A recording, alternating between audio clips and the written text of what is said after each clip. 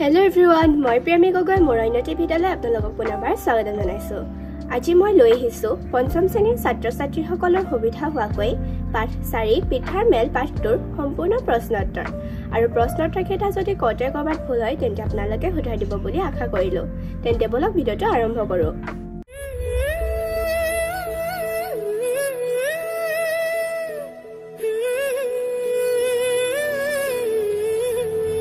পাঠ 4 পিঠাৰ মেল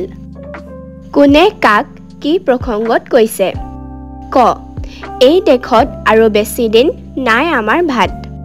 উত্তৰ উক্ত কথাষাৰ চুঙা পিঠাই খোলা চাপৰীয়া পিঠাক পিঠাবোৰৰ ঘোৰ অপমান দেখি কৈছিল খ কিয় ক তেনে দুখ লগা কথা উত্তৰ উক্ত কথাষাৰ হুতুলি পিঠাই চুঙা পিঠাক কৈছিল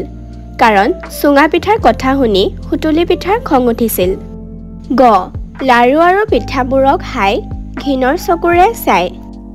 উত্তৰ উক্ত কথাষাৰ চুঙা পিঠাই খোলা চাপৰীয়া পিঠাক পিঠাবোৰৰ ঘোৰ অপমান দেখি কৈছিল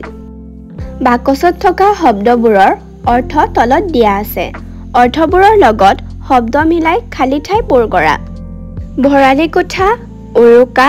পাচি ঘপৰাই ঘোৰ অপমান হঠাৎ ঘিন উদাহৰণ অতি অসন্মান অৱমাননা ঘোৰ অপমান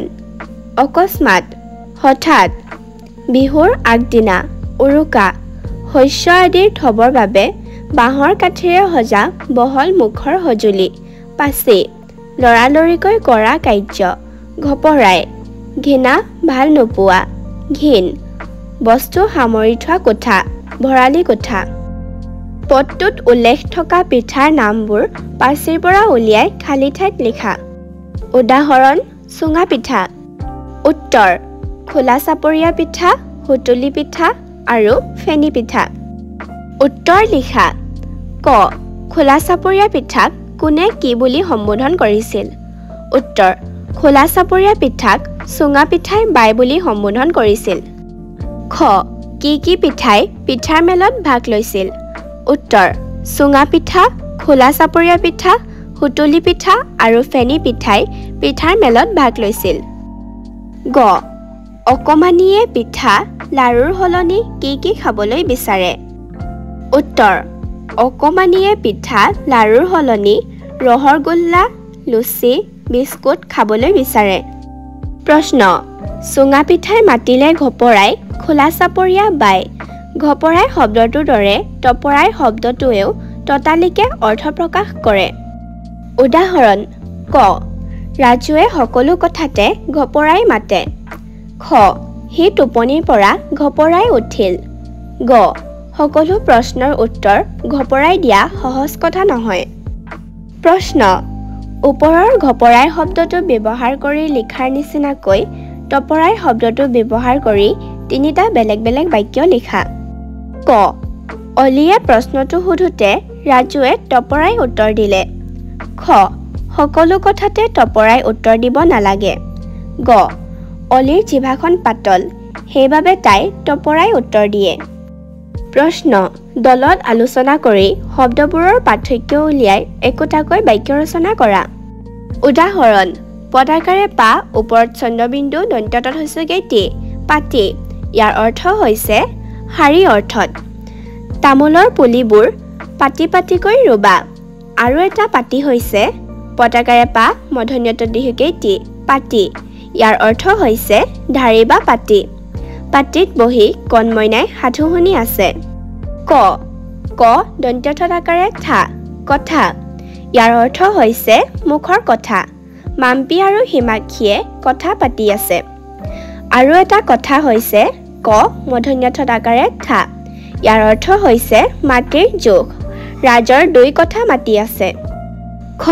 পতাকাৰে পা দন্ত্যনদীহিকে নি পানী ইয়াৰ অৰ্থ হৈছে খোৱা পানী বা জল পানীয়ে প্ৰাণীৰ প্ৰাণ আৰু এটা পানী হৈছে পতাকাৰে পা মধন্যনত হৈছেগৈ নি পানী ইয়াৰ অৰ্থ হৈছে ব্ৰহ্মাৰ জীয়ৰী সৰস্বতী পানী হ'ল এগৰাকী দেৱী গ মতাকাৰে মা মধন্যত হৈছেগৈ টি মাটি ইয়াৰ অৰ্থ হৈছে ভূমি অসমৰ মাটি পলসুৱা আৰু এটা মাটি হৈছে মতাকাৰে মা দন্ত্যত হস্যইকাৰ টি মাটি ইয়াৰ অৰ্থ হৈছে কাৰোবাক মাতা অলিয়ে মাম্পিক মাটি আছে ঘ দন্ত্যত হস্যইকাৰ দি দন্ত ন দিন ইয়াৰ অৰ্থ হৈছে সূৰ্য ওলাই থকাৰ সময় আজি দিনত মই বহুত খেলিলো আৰু এটা দিন হৈছে দন্ত্যত দীৰ্ঘই দি দন্ত ন দিন ইয়াৰ অৰ্থ হৈছে দুখীয়া দিনক সহায় কৰিব লাগে ঙ কটাকাৰে কা লত হস্যইকাৰে লি কালি ইয়াৰ অৰ্থ হৈছে পাৰ হৈ যোৱা দিন মাম্পি কালি গুৱাহাটীলৈ গৈছিল আৰু এটা কালি হৈছে কটাকাৰে কা লত দীৰ্ঘইকাৰে লি কালি ইয়াৰ অৰ্থ হৈছে গণিতৰ জোখ কালি একক বৰ্গ প্ৰথম ছ খটাকাৰে খা লত হস্যইকাৰে লি খালি ইয়াৰ অৰ্থ হৈছে সুদা নিহাই খালি ভাত খাব নোৱাৰে আৰু এটা খালি হৈছে খটাকাৰে খা লত দীৰ্ঘইকাৰে লি খালি ইয়াৰ অৰ্থ হৈছে ভক্ষণ কৰা মাক দেউতাক বাহিৰলৈ যাওঁতে ৰাহুলে সকলো খাই খালি কৰিলে প্ৰশ্ন নাওখনত দিয়া অব্যয়ৰ পটেৰে তলৰ বাক্যকেইটা সম্পূৰ্ণ কৰা এতেকে গতিকে নাইবা যিহেতু দেখোন কিন্তু আৰু বা ক ৰমলা আৰু ৰহিমলা দুয়ো বাই ভনী খ বিদ্যাই পৰম ধন গতিকে মনোযোগেৰে পঢ়া শুনা কৰিব লাগে গ এটা ঘৰ নাইবা এখন চকীৰ ছবি আঁকা ঘ